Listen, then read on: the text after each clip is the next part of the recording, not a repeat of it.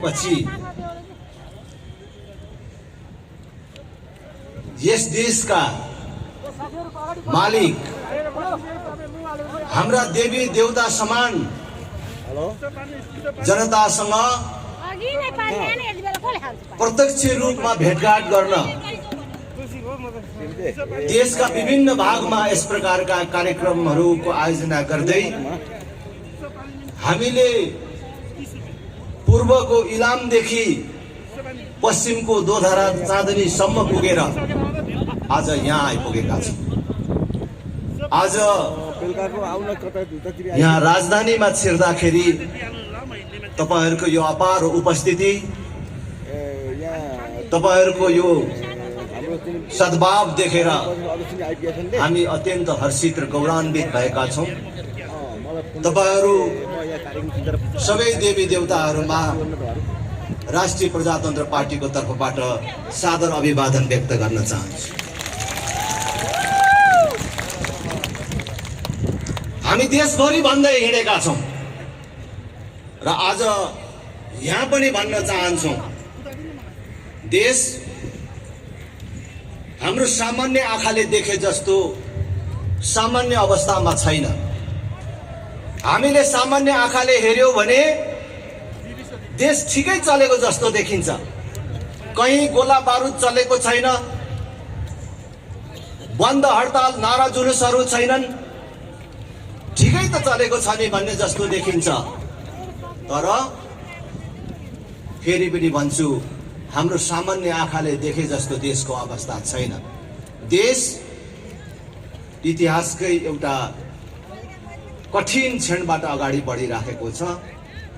हामीले त्यसलाई ठीक ढंगले अनुभूत गर्न सकेनौं र ठीक ढंगले हामीले निर्णय लिन सकेनौं भने देशले असफल राष्ट्रको नियति बिहोर्न पर्न सक्ने अवस्थाहरू देखिन थालेका छन्। त्यसको बारेमा पूर्ववक्ता नेताहरूले पनि धेरै कुराहरू भनिसक्नु भएको छ। आज हामीले देशमा जबरजस्त गणतन्त्र, धर्म निरपेक्षता, संघीयता स्वीकार्दाखेरि हामीलाई के भनिएको थियो र आज देशको अवस्था के छ? आज यो गणतन्त्र, धर्मनिरपेक्षता, संघीयता आएको यो 15-17 वर्षको समयको कुरा मात्र होइन। 2046 सालको राजनीतिक परिवर्तनपछि निरन्तर रूपमा यो देश केही सीमित राजनैतिक दल र तिनका पनि केही सीमित नेताको मुठीमा कैद भएको छ। देश हामीले बुझ्ने गरी भन्ने हो भने कांग्रेस, एमाले, माओवादीको अघोषित गठबन्धनको शिकार भएको छ। यो 31-32 वर्षमा देश पूर्ण रूपले बेरोजगार उत्पादन गर्ने कारखानामा परिणत भएको छ। जुन देशको जनसंख्या 3 करोड पुगेको छ भन्न पनि अहिले तथ्याङ्क विभाग स्वीकार गरिराखेको छैन। अस्ति प्रारम्भिक प्रतिवेदनमा कति बन्यो? 2 करोड 92 लाख कति भन्दै थियो। जे होस्, जुन देशको जनसंख्या 3 करोड पुगेको छैन, त्यो देशको 50 लाख युवकहरू जो 18 वर्ष उमेर काटेका छन्, 50 वर्ष नागेका छैनन्, डाक्टरले जाँच्दाखेरि शरीरमा कुनै रोग नदेखिएका राम्रा र बलिया हाम्रा भाइ छोराहरू केवल परिवार पाल्नको लागि अरबको मरुभूमि र मलेसियाको जंगलमा पसिना बगाउन बाध्य छन् र वैदेशिक रोजगारीमा छन् भनेर भनिन्छ। दिल्ली, पंजाब, गुजरात लगायत भारतको विभिन्न भागमा रगत पसिना बगाउन बाध्य युवाहरूको संख्या यहाँ कसले हिसाब राखेको होला भने देशको अवस्था के हो सोझै अनुमान गर्न सकिन्छ। आज बैंकमा पैसा छैन भनेर भनिन्छ, ब्याङ्कले लगानी बन्द गरेको छ, ठुल्ठुला चेकहरू साटिँदैन भनेर भनिन्छ। के हो यो? के कुराको सङ्केत हो? नोट कहाँ गयो होला? नोट ब्याङ्कमा नहुनुको अर्थ कहाँ गयो होला? मान्छेहरू भन्छन्, जान्नेहरू भन्छन्, नोट काला व्यापारीहरू र 31 वर्षदेखि यो देशमा प्रजातन्त्र, लोकतन्त्र, गणतन्त्रको नाममा जनतालाई कैद गरेर झुक्क्याएर शासन गर्ने नेताहरूको घरमा थन्किएको छ भनेर भन्छ।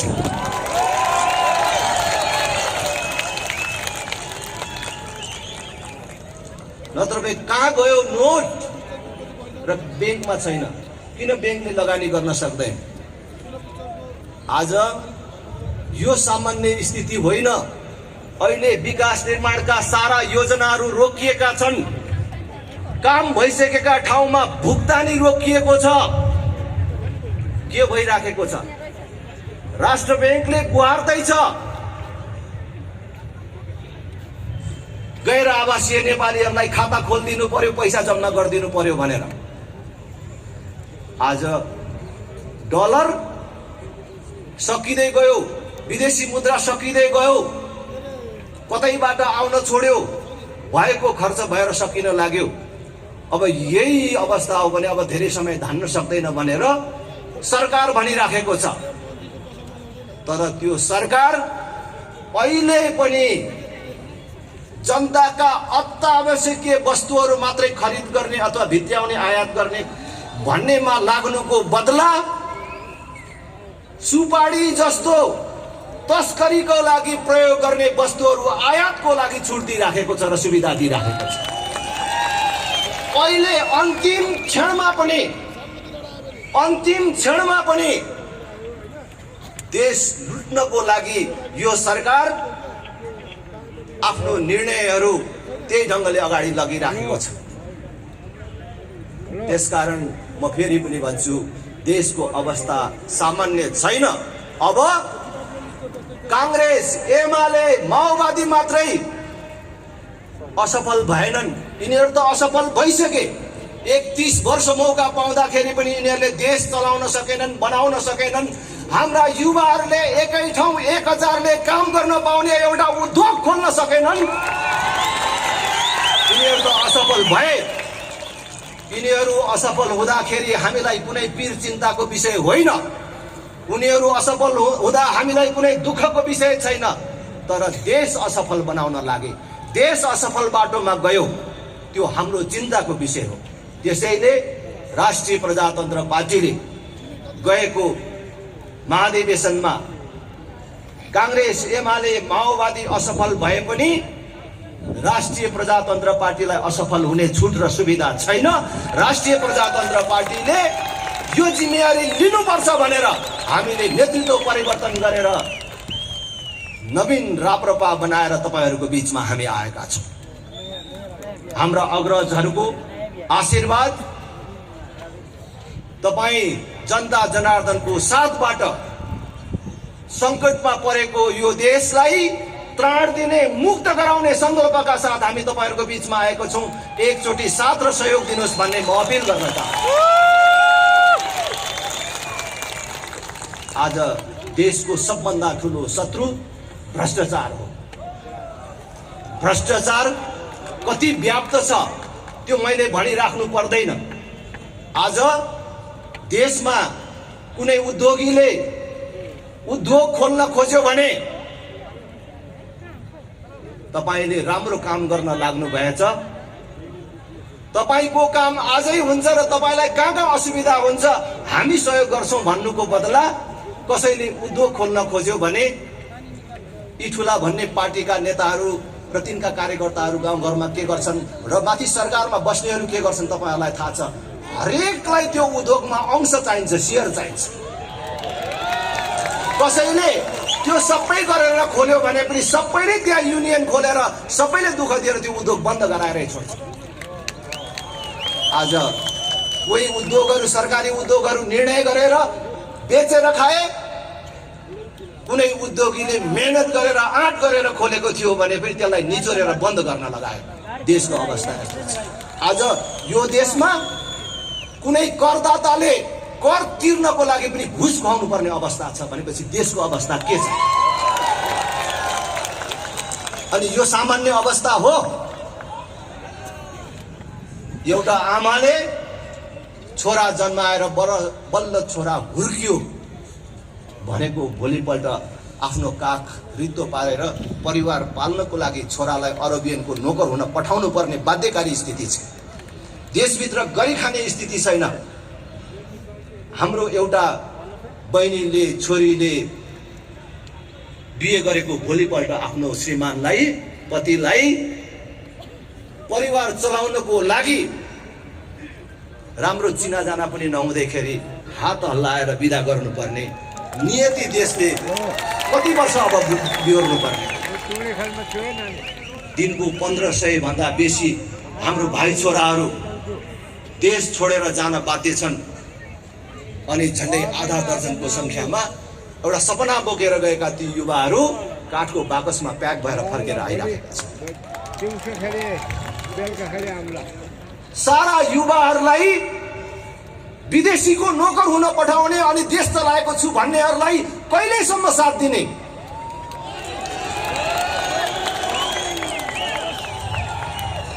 त्यसैले आमा बुबा दिदीबहिनी दाजुभाइहरू, हामीलाई अब समय छैन, हामीलाई पर्खने समय छैन। कुनै पनि पार्टी कुनै पनि नेताले पटक पटक मौका पाउँदाखेरि पनि जनताले सम्झने गरी एउटा कुरा छोडेर जान सक्दैन। जनतामा आशा जगाउँदैन भने त्यसैलाई फेरि साथ दिइराख्नु भनेको त्यो गल्ती काममा आफू पनि सहभागी हुनु हो। देश बिगार्ने काममा आफू पनि सहभागी हुनु। म कांग्रेस एमाले माओवादीको आलोचना गर्न चाहन्न। तपाईहरुको स्मरणको लागि, तपाईहरुलाई बुझाउनको लागि मात्रै ती पार्टीहरुको नाम लिन चाहन्छु। अब कांग्रेस एमाले माओवादीलाई कति हेरेपछि यो देश बन्छ होला त? तिनका नेताहरूलाई कतिचोटि प्रधानमन्त्री र कति वर्ष म्याद थपिदियो भने यो देश बन्छ होला त? अब यिनै पार्टी र यिनै नेतालाई भोट दिएर देश बन्छ भन्नु भनेको यो देश बर्बाद गर्ने काममा सहभागी हुनु हो। यत्रो मौका पाउँदाखेरि देखाएनन्, अब फेरि देखाउँछन् कि भन्ने भूल गर्न हुँदैन। हाम्रो पार्टीमा त हामीले संकल्प गरेको छौं। हाम्रो पार्टीको अध्यक्षको हैसियतले म तपाईहरुको अगाडि प्रतिबद्धता व्यक्त गर्न चाहन्छु। एउटा मान्छेले एक कार्यकाल होइन 2 कार्यकाल पाउँदा पनि देखाउन सकेन भने तेस्रो कार्यकालमा देखाउँछ? 5 वर्ष 10 वर्षमा देखाउन सकेन भने 11 वर्षमा देखाउँछ? राजेन्द्र लिङ्गदेनले भर्सक यो एक कार्यकाल भन्दा अध्यक्ष खाँदैन कोही राम्रो साथी निस्क्यो भने, कहिले राम्रो गर्दैछस् अरु थाम भन्यो भने अरु एक कार्यकाल भन्दा खाँदैन। 2 कार्यकाल भन्दा बेसी एउटा मान्छेलाई कति दिने हो? 10 वर्ष एउटा मान्छेको लागि पर्याप्त। उसले दुनिया बनाउन सक्छ, दुनिया बदल्न सक्छ। त्यसमा नसक्ने मान्छेले 10 वर्षमा सकेन, अब एकचोटि दिनु न भनेर 11 वर्षमा गर्न सक्छ? त्यसकारणले हाम्रो पार्टीले भनेको छ अब अरूलाई दोष दिने मात्रै होइन, परिवर्तन आफ्नैबाट सुरु गर्ने भनेर अब हाम्रो पार्टीमा हामी चाहिँ टुङ्गो लगाएर आएका छौं। पार्टी अध्यक्ष पनि एउटा मान्छेले 2 चोटि भन्दा हुन नपाउने, राप्रपाबाट प्रधानमन्त्री नै भइएछ भने पनि एउटा मान्छेले 2 चोटि भन्दा बेसी हुन नपाउने।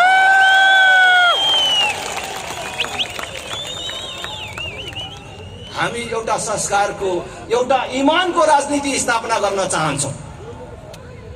त्यसकारण म तपाईहरु सबैलाई फेरि पनि निवेदन गर्छु।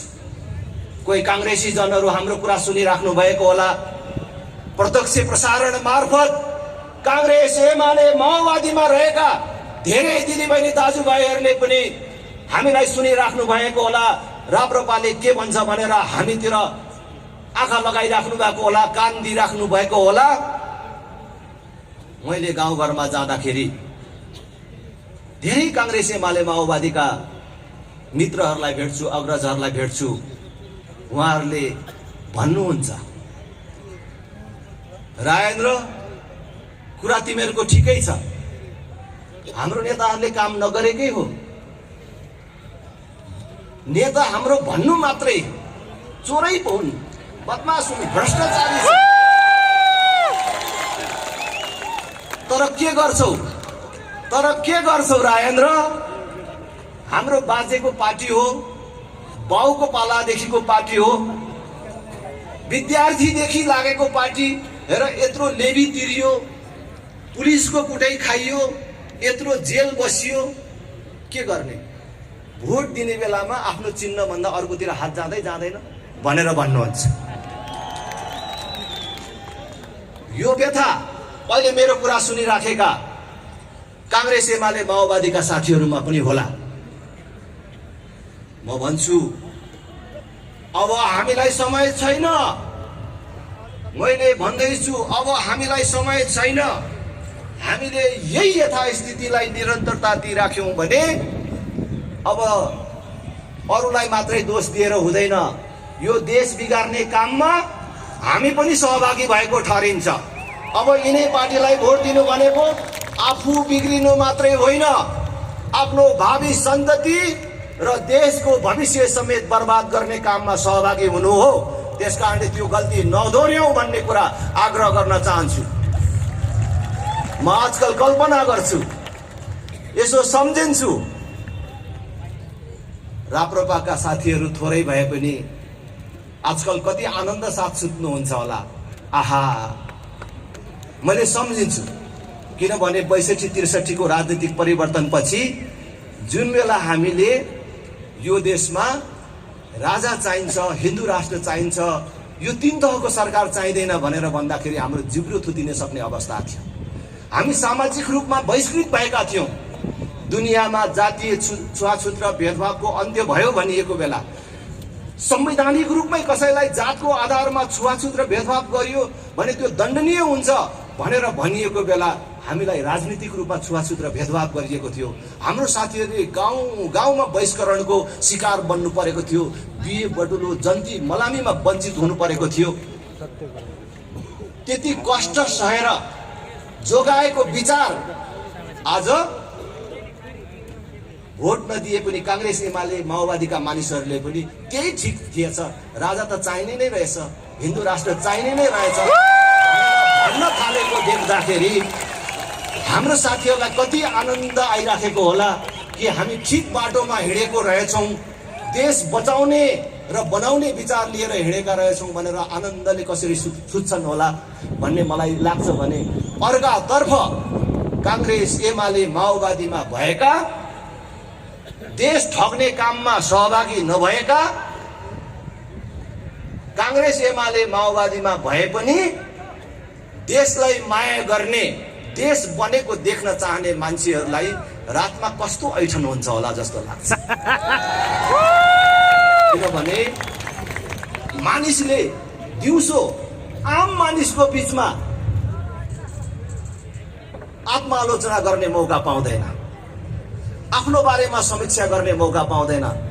तर जब मध्यरात हुन्छ र बिउजन्छ मान्छे, त्यस बेला उसले आफ्नो बारेमा समीक्षा गर्छ, आत्मालोचना गर्छ। म पनि कहिलेकाहीँ राति छटपटाउँछु जब दिनमा कोही साथीसँग कुनै कुरामा चित्त नबुझेर झर्कन्छु, ठ्याक्कै रिसाउँछु, त्यस बेला मलाई थाहा हुँदैन। तर जब मध्यरात हुन्छ र बिउजन्छु कि मलाई मनमा लाग्छ, आहा म किन रिसाएको होला, म नरिसाएको भए पनि त हुन्थ्यो नि भन्ने जस्तो मलाई लाग्छ र रातभरि निद्रा लाग्दैन। मैले त्यत्रो मान्छेको अगाडि उसको मन दुखाएँ भन्ने कुराले मलाई पिर्छ।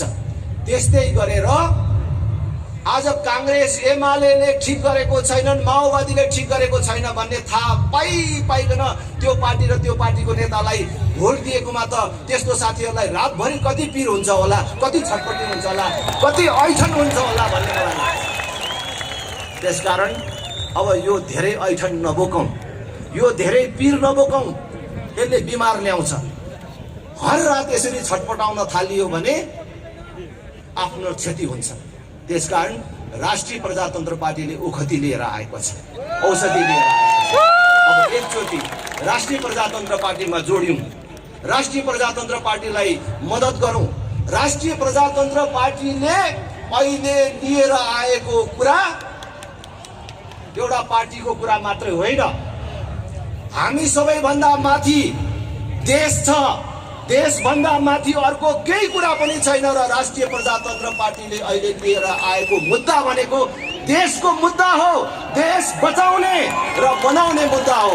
त्यसकारण कोही कांग्रेस एमाले माओवादीमा भएका साथीहरू डराएर भाग्नु पर्दैन, आउनुहोस् जोडिनुहोस् भन्ने कुरा म अपिल गर्न चाहन्छु। र बाँकी समय यो देश बचाउने र बनाउने अभियानमा सक्रिय सहभागी हौं भन्ने म आग्रह गर्न चाहन्छु। र अझै बुझ्ने भाषामा भन्न चाहन्छु, जो मैले अहिले दिनमा दर्जनौं पटक भन्दै आएको छु र आज पनि चाहिँ म यहाँ भन्न चाहन्छु कि अहिले पनि फेरि पनि यिनै विद्यमान पार्टीहरूलाई, अहिले नै नेतृत्व गरिराखेका पार्टीहरूलाई भोट दिएर यो देश बन्छ भन्नु साँडेको टाङमुनि बाल्टी थापेर दुधको आशा गर्नु जस्तो।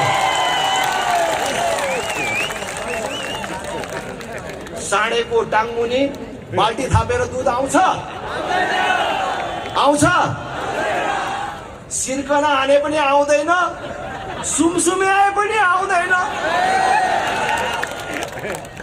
यसलाई त खाना पो पुगेन कि भनेर दाना थपिदिए पनि आउँदैन। कि साँडेको धर्मै दुध दिनु होइन, किन आउँछ? किन दिन्छ? उसलाई दुःख मात्रै हुन्छ, त्यो आउँदैन। त्यो बाल्टी थाप्नेलाई पनि दुःख हुन्छ, साँडेलाई पनि दुःख हुन्छ। आज यो पार्टीहरू त्यस्तै बाँझो भइसके। फेरि पनि भन्छु ल, यिनीहरूलाई कति वर्ष थपिदियो भने चाहिँ यिनीहरूले बनाउँछन् होला त देश? ल भन्नु न त। अब जनता जागेन र जनताले विकल्प खोजेन र राप्रपाको यो विकल्पलाई साथ दिएन भने देश श्रीलङ्का बन्न सक्छ, युक्रेन बन्न सक्छ।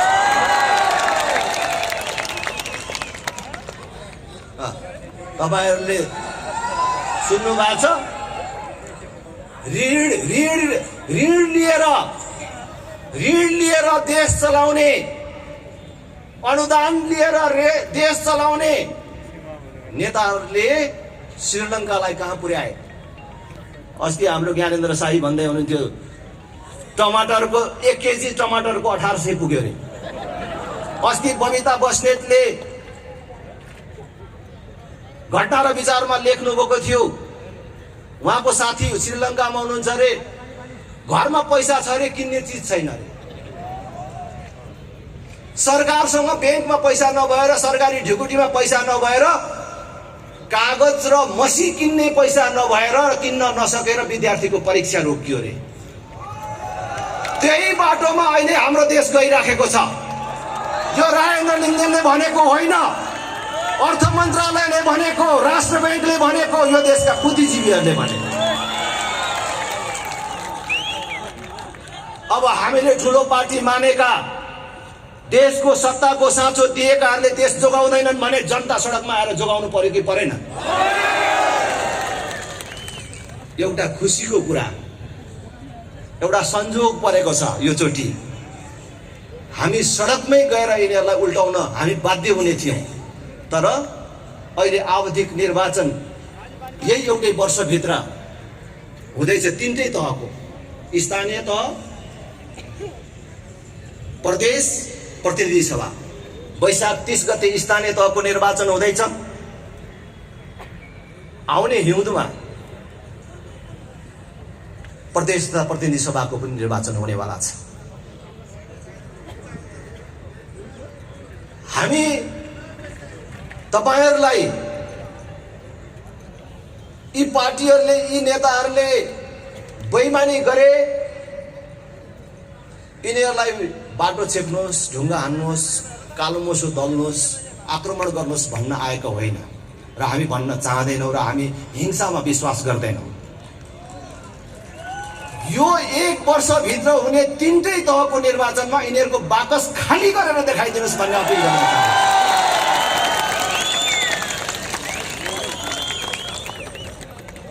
जनता यो कुनै पार्टीको गोठको गाईबस्तु होइन।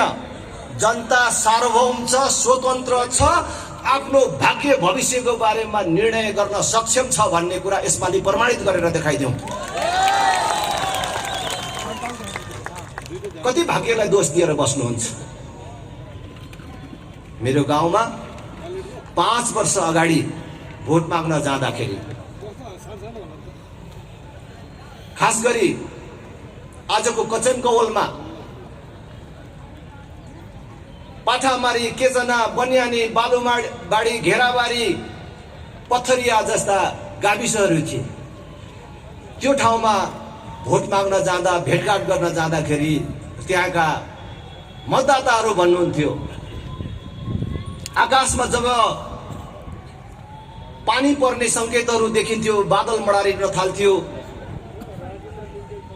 हेर्न राजेन्द्र अब मजाले पानी पर्यो मात्रै भने पनि यहाँ त एम्बुलेन्स पनि चल्न सक्दैन। हाम्रो कोही दिदी बहिनीलाई सुत्केरी व्यथाले चेप्यो र कसैलाई सर्पले टोक्यो भने अस्पतालको मुख देख्न नपाएर मर्नुपर्छ। पूर्व जन्ममा के पाप गरिएछ र यो ठाउँमा आएर बसिएछ हरे भनेर भन्नुहुन्थ्यो। अनि मैले के भन्थे उहाँहरूलाई, पूर्व जन्ममा कुनै पाप गरेर, पूर्व जन्ममा कुनै गल्ती गरेर श्राप पाएर तपाईले यो दुःख पाएको होइन। गएको चुनावहरूमा ठीक पार्टी र ठीक नेता चुन्न नसकेकोले तपाईले यो दुःख पाएको हो भनेर मैले भने। मलाई लाग्छ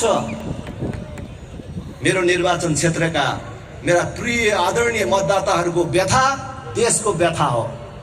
तपाईँ काठमाडौँमै बस्ने मानिसहरूलाई, यो उपत्यका वासीका पनि अनेक कथाहरू होलान्। को मान्छे आज खुसी छ? को मान्छे खुसी छ? व्यापारी खुसी छ? कर्मचारी खुसी छ? मजदुर खुसी छ? ट्याक्सी ड्राइभर खुसी छ? किसान खुसी छ? घर बाल लगाएर खाने मान्छे खुसी छ? को मान्छे खुसी छ? सत्तामा बसेर लुटी राखेका केही मुठ्ठीभर मानिस बाहेक त तिनै पार्टीको कार्यकर्ता पनि खुसी छैनन्। त्यसकारण तपाईहरू सबलाई लाग्छ होला नि, आज काठमाडौँमा बसे भन्नु मात्रै छ। विश्लेषकहरू भन्छन् काठमाडौँ त अहिले कुनै आणविक भट्टी माथि बसिराखेको अवस्थामा छ, यो कुनै पनि बेला विस्फोटन हुन सक्छ भनेर भन्छ मान्छे, कुनै पनि बेला बर्बाद हुन सक्छ भनेर भन्छ, सबतिरबाट यो खतरामा छ भनेर भन्छ। भनेपछि तपाईहरू पनि भाग्यलाई दोष दिनुहुन्छ होला। किन नेपालमा चाहिँ एउटा राम्रो नेता जन्मेन? किन नेपालमा चाहिँ एउटा राम्रो पार्टी आएन? के हाम्रो भाग्यमै यस्तै लेखेको हो, दुःख पाउन लेखेको हो कि के हो भनेर भन्नुहुन्छ होला।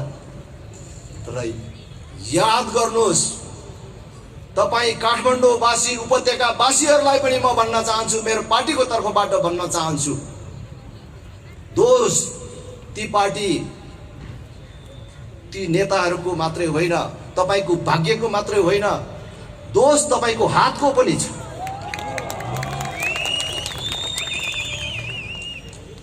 त्यसकारण भाग्यलाई दोष नदिनुहोस्, देशलाई दोष नदिनुहोस्। तपाईले विगतमा गरेका गल्ती सच्याउनुहोस्। त्यो सच्याउने मौका राष्ट्रिय प्रजातन्त्र पार्टीले दिएको छ। हामीले भोटमा साह्रै ख्याल गर्यौं, भोटलाई असाध्य सामान्य रूपमा लियौं। मैले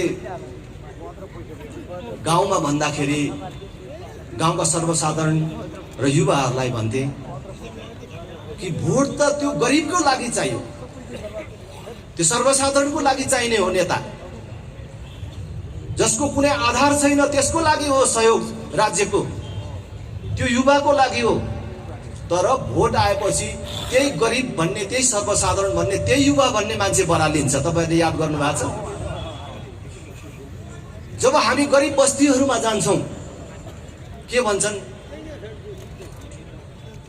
अब मैले अस्ति हिरकोटी मण्डपमा भने जस्तै हो, नेता सब चोर हुन्, जो आए पनि उस्तै हो, हामीलाई मतलब छैन, कुरै सुन्न चाहँदैन। अनि त्यो गाउँको कुन चाहिँ बाठोलाई यो ठुलो पार्टी भन्नेले किन्छ, अनि त्यसले बोइलर र यसोमा सिध्याइदिन्छ। कसलाई दिए भन्ने पनि थाहा छैन, कसलाई दिए भन्ने पनि थाहा पाउँदैन।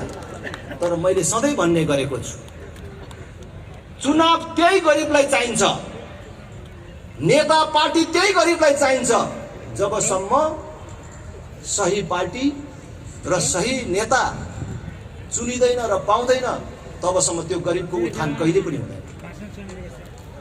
कसले गर्छ? कुनै व्यक्तिले गरिदिने कुरा होइन, राज्यले गर्नुपर्ने हो। राज्यमा ठिक मान्छे पठाउनु पर्यो नि। तर केही गरिब जसलाई राज्यको सहयोग चाहिएको छ, भोटको बेला बिग्रिन्छ। त्यसकारण म आज तपाईहरुलाई अपिल गर्न चाहन्छु, भोट दिने भन्ने कुरा सानो कुरा होइन। अघि डाक्टर साहबले पनि भन्नुभयो, भोट दिने भन्ने कुरा त छोरी दिने भन्दा पनि ठुलो कुरा हो। कसैले भन्न सक्नुहुन्छ छोरी दिनु भन्दा अगाडि कति चोटी सोचिन्छ? एकचोटी, दुईचोटी, 5 चोटी, 10 चोटी होइन, 1000 चोटी सोच्नुहुन्छ। जब छोरी दिने कुरा सुरु हुन्छ, रातभरि निद्रा लाग्दैन, छोरी कस्तो ठाउँमा पर्ने होला भनेर। छोरी दिन लागेको केटाको बारेमा अनेक ढंगले बुझ्नुहुन्छ। त्यसको बाउ आमा के गर्छन्, त्यो केटो स्वयं के गर्छ, कति पढेको छ, जागिर छ कि छैन, आम्दानीको स्रोत के छ, त्यतिले मात्रै पुग्दैन। जाँडक्सी खान्छ कि खाँदैन, चुरोट बिडी खान्छ कि खाँदैन, त्यतिले मात्रै चित्त नबुझेर त्यसलाई अझै राम्रो बुझ ठिटी घुमाएर हिँड्ने चलन छ कि छैन त्यसको भनेरसम्म पनि बुझ्छ। त्यति धेरै बुझेर दिएको ठाउँ पनि कहिलेकाहीँ लफङ्गाको फेला परिन्छ। कहिलेकाहीँ त्यति बुझ्दा बुझ्दै पनि छोरी लफङ्गाको फेला पर्छ। तर यदि तपाईले दिएको छोरी लफङ्गाकै हातमा परेछ भने पनि बिग्रिने को हो तपाईको एउटा छोरी हो। दुईटा छोरी छ भने अर्को छोरीलाई केही फरक पर्दैन। तर तपाईले दिएको एउटा भोट गलत पार्टी र गलत नेतालाई परेछ भने पुरै देश बर्बाद हुन्छ। आज त्यही कुरा भइराखेको छ। त्यसकारण भोट दिने बेलामा सबै गम्भीर बनाउँ र अब भोट आइराखेको छ। भोट आइराखेको छ। आज देश मागेर चलाउनु पर्छ भन्नेहरूले देशको नेतृत्व गरिराखेका छन्। अस्ति भर्खर एमसीसी सम्झौता मार्फत ठुला पार्टी हुँ भन्नेहरूले 60 अरब ल्याउने निर्णय गरे। उनीहरूले के भनिराखेका छन् भने यो एमसीसीले केही किलोमिटर बिजुली कुदाउने ट्रान्समिसन लाइन बनाउने भनेर भनेको छ र केही किलोमिटर बाटो स्तरोन्नति गर्ने भनेको छ। यत्रो विवादास्पद सम्झौता गरेर त्यो पैसा ल्याएर गरिने काम के हो भन्दाखेरि बिजुलीको तार टाङ्ने, त्यो पनि भारतसँग जोड्नको लागि। भविष्यमा भारत र बंगलादेशलाई बिजुली बेच्न पर्छ। हाम्रो देशमा धेरै बिजुली उत्पादन हुँदैछ, त्यो हामीले मात्रै यहाँ खर्च गर्न सक्दैनौं। त्यसकारण अहिले यो सहयोग लिएर त्यो तार टाँगी राख्नुपर्छ। पछि हामी कहाँबाट पैसा ल्याएर त्यो तार टाँगेर फेरि भारतलाई बिजुली बेच्ने, बंगलादेशलाई बेच्ने भनेर चाहिँ उनीहरू भन्छ। यसबाट पनि तपाईहरुले, खास गरी हाम्रो युवा साथीहरूले बुझ्नुपर्ने हो, आजको दिनमा हाम्रो बिजुली भविष्यमा भारतलाई चाहिन्छ भन्ने लाग्छ होला, तर दुनियाँमा यति चाँडो प्रविधिको विकास भइराखेको छ कि आजै हामीले आविष्कार र नयाँ चीज भनेको चीज भोलि नै काम नलाग्ने भइराखेको छ। अहिले हामीले हिसाब गर्दाखेरि भविष्यमा भारतलाई बिजुली चाहिन्छ, हाम्रो बिजुली चाहिन्छ भन्ने हामीलाई लागेको होला। तर जुन बेला हामीले बिजुली उसलाई बेच्नुपर्ने बेला हुन्छ, त्यति बेला भारतले आफै वैकल्पिक ऊर्जाको विकास गरेर तिम्रो बिजुली मलाई नचाहिने भयो भने के गर्ने? त्यसबेला त्यो तारमा के कुदाउने भन्नुहोस् त? 31 वर्ष देश चलाएर हेरेका पार्टीहरूमध्ये कुनै एउटा पार्टी र कुनै एउटा नेता निस्किएन जसले हाम्रो बिजुली कतै बेच्ने होइन, अब बिजुली हाम्रै देशमा खपत गर्ने। अहिले पनि कैयौं घरहरूमा बिजुली पुगेको छैन, त्यहाँ पुर्याउने, किसानहरूको खेतमा बिजुली पुर्याउने। अब हाम्रो देशको अधिकांश गाडीहरू बिजुलीले चार्ज गरेर चलाउने, बिजुलीबाट चलाउने व्यवस्था। प्रदूषणको पनि अन्त्य हुन्छ, डिजेल पेट्रोल ग्यास पनि किन्नु पर्दैन। गाडी मात्र चलाउने होइन, अब हाम्रा आमा दिदी बहिनीहरूले चुलामा ग्यास बाल्ने होइन, बिजुलीले भात पकाउने, ग्यास भन्दा सस्तोमा बिजुली दिने। संसार भरका लगानीकर्ताहरूलाई आह्वान गर्ने, आऊ हाम्रो देशमा आएर जसले हजारौं मान्छेलाई रोजगार दिने प्रदूषण मुक्त उद्योग खोल्छ, त्यसलाई संसारको सस्तो दरमा बिजुली दिन्छौं, लोड सेडिङ नहुने व्यवस्था मिलाउँछौं, कुनै पार्टीले युनियन खोल्न नपाउने व्यवस्था मिलाउँछौं। तिमीलाई कति मान्छेलाई रोजगार दिन्छौ त्यसको आधारमा 10 वर्ष 20 वर्ष कर पनि लिँदैनौ भन्यो भने संसारभरिका लगानीकर्ताहरू यहाँ आउँछन् कि आउँदैन? हाम्रै दाजुभाइहरूले उद्योग खोल्छन्, एनआरएनका मान्छेहरूले उद्योग खोल्छन्, आउँछन्। हाम्रो भाइ छोराहरूले 30-40 हजार रुपियाँको लागि अरब मलेसिया जानु पर्दैन, यही देश बच्छ। अनि हामीले बिजुली किन बेच्नु पर्यो? हामीले बिजुली किन बेच्नु पर्यो? भारतलाई त्यसबेला बिजुली चाहिन्छ भने हाम्रो सरकारले गौरवका साथ भन्ने, हामीले गौरवका साथ भन्ने नि तपाईलाई बिजुली चाहिन्छ भने त्यो बिजुली पठाउने तार चाहिँ हामी टाङ्न सक्दैनौँ, आफै टाँगेर लानु है भनेर भन्ने नि। खै त त्यस्तो कसैले भन्न सकेन। त्यसकारण मैले भने यिनीहरू बाँझो परिसके, यिनीहरूको सोच बाँझो परिसक्यो। विदेशीको सहयोग नलिकन देश चल्दैन मात्रै होइन, यिनीहरूले देशको निर्णायकत्व विदेशीलाई सुम्पिए, यो कुरा उनीहरूले भनिराखेका छन्। विदेशीको सहयोग बिना देश बन्दैन, विदेशीको सहयोग बिना प्रधानमन्त्री हुन सकिँदैन, विदेशीको सहयोग बिना बनियो भने पनि टिक्न सकिँदैन भन्ने मानसिकता यिनीहरूमा गढ्यो, जसले गर्दाखेरि आज पुरै देशलाई दास मानसिकतातर्फ लगिराखेका छन्। त्यसबाट मुक्त हुनको लागि पनि यिनीहरूको विकल्प हामीले खोज्न जरुरी छ। तपाईहरुलाई थाहा छ आज यिनीहरूले डिजेल, पेट्रोल, ग्यास जस्ता इन्धनमा आयात कम गर्नको लागि उनीहरूले के प्रयास गरेका छन्? कुनै प्रयास गरेको देख्नु भएको छ? यो 8 महिनामा मात्रै झन्डै 1.5 खरबको इन्धन आयात भयो। याद गर्नुहोस्, 1.5 खरब भनेको कति हो? त्यसको बदला हाम्रो सबै बिजुलीले चलाउने अथवा डिजेल, पेट्रोल, ग्यासको बदला बिजुलीले काम गर्ने हो भने हामीले त्यो पैसा बाहिर पठाउनै पर्दैन। त्यसकारण नयाँ सोच, नयाँ दृष्टिकोणका साथ देशलाई अगाडि लानको लागि एकचोटि राष्ट्रिय प्रजातन्त्र पार्टीलाई साथ दिनुहोस्। स्थानीय तहको निर्वाचन आउँदैछ। राष्ट्रिय प्रजातन्त्र पार्टीले स्थानीय तहमा जहाँ जहाँ चुनाव जित्छ त्यहाँ 12 कक्षासम्म पूर्ण रूपले निशुल्क हुन्छ। शैक्षिक गुणस्तर वृद्धि हाम्रो पहिलो प्राथमिकता हुन्छ। हामीलाई थाहा छ सबै विकासको मूल शिक्षा हो। जबसम्म शिक्षामा सुधार र विकास हुँदैन अरू कुनै विकासले पूर्णता पाउँदैन। त्यसकारण शिक्षामा हामीले उच्च प्राथमिकता दिन्छौँ। पूर्वाधार विकास, शहरी सरसफाई, खाने पानी, सम्पदाको संरक्षण यो हाम्रो जिम्मेवारी हुन्छ। यहाँ आज काठमाडौँका बासिन्दा, खास गरी रैथाने नेवार दाजुभाइ दिदीबहिनीहरू आफ्नो सम्पदा संरक्षणको लागि छटपटाइराख्नु भएको छ। यिनै परिवर्तनकारी भन्नेहरूले, हामीलाई प्रतिगामी भन्नेहरूले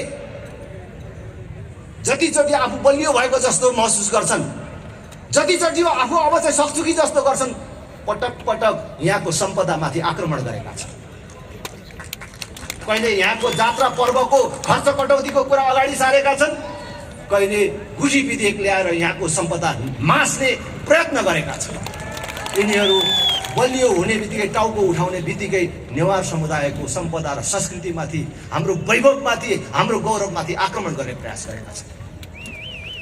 हामीले चुनाव जित्यौँ भने, हामीले यो देश पायौँ भने हामी तपाईँले तपाईँको सम्पदा संरक्षणको लागि लड्नु पर्दैन। अहिले नेवार दाजुभाइहरू रात दिन जागा भएर काम गरिराख्नु भएको छ। त्यो गर्नु पर्दैन, त्यो सरकारले गर्छ, राज्यले गर्छ। त्यो हाम्रो जिम्मेवारी हो। तपाईँको सम्पदा, तपाईँको धरोहर नभत्काइकन पनि काठमाडौँको ट्राफिक जाम अन्त गर्न सकिन्छ। हामी नयाँ सोच, नयाँ दृष्टिकोणका साथ एउटा प्रयत्न गरिराखेका छौँ। त्यसकारण एकचोटि राष्ट्रिय प्रजातन्त्र पार्टीलाई साथ दिनुहोस्। महिला, बालबालिका, फरक क्षमता भएका नागरिक, ज्येष्ठ नागरिकहरू सबैको, ज्येष्ठ नागरिकहरूले प्राप्त गर्दै गरेको सेवा सुविधा घर दैलोमा पुर्याउने र महिनाको एकचोटि हाम्रा बाबै आमैलाई घरैमा गएर स्वास्थ्य परीक्षण गर्ने व्यवस्था पनि हामी बनाउँछौँ।